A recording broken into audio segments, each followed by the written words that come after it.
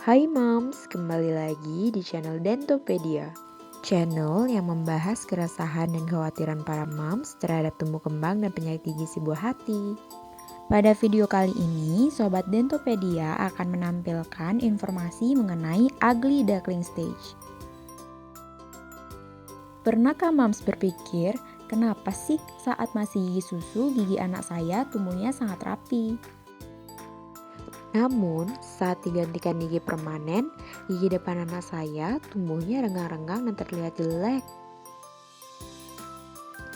Eits, tunggu dulu moms. Gigi permanen depan yang tumbuh renggang pada anak usia 7-14 tahun bisa jadi menunjukkan kondisi ugly duckling stage loh. Loh, apa itu ugly duckling stage? Untuk tahu penjelasan lebih lanjut, yuk moms kita simak bersama ilustrasi berikut ini.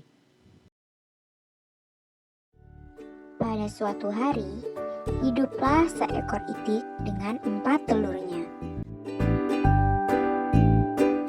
Telur-telur tersebut kemudian menetas menjadi 3 anak itik yang sangat cantik. Dan tinggallah 1 telur yang tidak kunjung menetas. Pada suatu ketika, telur tersebut pun menetas. Lahirlah seekor anak itik berwarna coklat yang terlihat buruk rupa.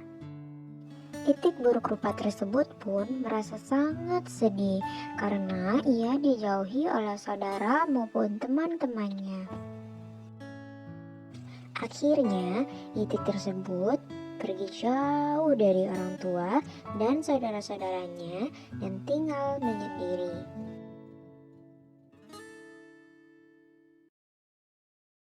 Tibalah pada suatu waktu ketika itik tersebut melihat bayangannya di atas air sungai. Dan wow, dia pun terkejut melihat bayangannya seekor angsa cantik berwarna putih.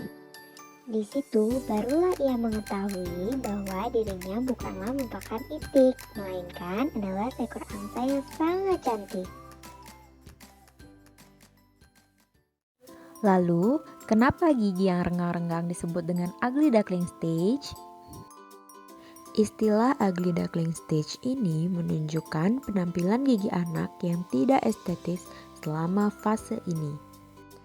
Anak usia 7-14 tahun biasanya memiliki gigi seri atas kanan dan kiri yang renggang yang menyebabkan tampilan gigi anak terlihat buruk. Hal tersebut merupakan fase normal dan akan membaik dengan sendirinya seiring dengan tumbuh kembang gigi anak. Seperti itulah kenapa kondisi gigi tersebut dinamakan ugly duckling stage. Ugly duckling stage merupakan sebuah fenomena yang dapat terjadi pada semua orang. Kondisi ini ditandai dengan keadaan mahkota gigi seri pertama rahang atas kanan dan kiri memencar sehingga menyebabkan celah di antara kedua gigi seri tersebut. Fase ugly duckling stage pada umumnya terjadi pada anak usia 7-14 tahun, di mana pada usia tersebut gigi taring permanen akan segera tumbuh. Seperti yang kita ketahui, setiap gigi memiliki jadwal tumbuhnya masing-masing untuk muncul ke permukaan gusi. Pada usia 7-8 tahun, gigi seri pertama yang terletak di tengah akan mulai muncul ke permukaan gusi. Kemudian diikuti oleh gigi seri kedua yang ada di sebelahnya pada usia 8-9 tahun. Setelah keempat gigi permanen tersebut tumbuh dan muncul ke permukaan gusi, barulah benih gigi taring yang sedang berkembang akan berusaha tumbuh dari dalam tulang rahang menuju permukaan gusi. Pada fase ini, gigi taring akan menggeser akar gigi seri kedua ke arah tengah Dan kemudian gaya ini lalu diteruskan ke gigi seri pertama sehingga akar gigi seri pertama miring ke tengah. Akibatnya, mahkota gigi-gigi seri rahang atas pun memencar keluar dan terlihat renggang. Nah, hal inilah yang menyebabkan gigi anak-anak usia 7-14 tahun memiliki celah di tengah-tengahnya, Mams. Lalu, apa sih yang dapat Mams lakukan apabila si kecil ada di fase ugly duckling stage ini? Jangan khawatir dulu, Mams, karena celah pada fase ugly duckling stage ini akan membaik dengan sendirinya setelah gigi taring permanen tumbuh dan muncul ke permukaan gusi. Gigi taring yang telah tumbuh akan memberikan tekanan pada mahkota gigi seri sehingga menyebabkan mereka bergeser kembali ke posisi semula.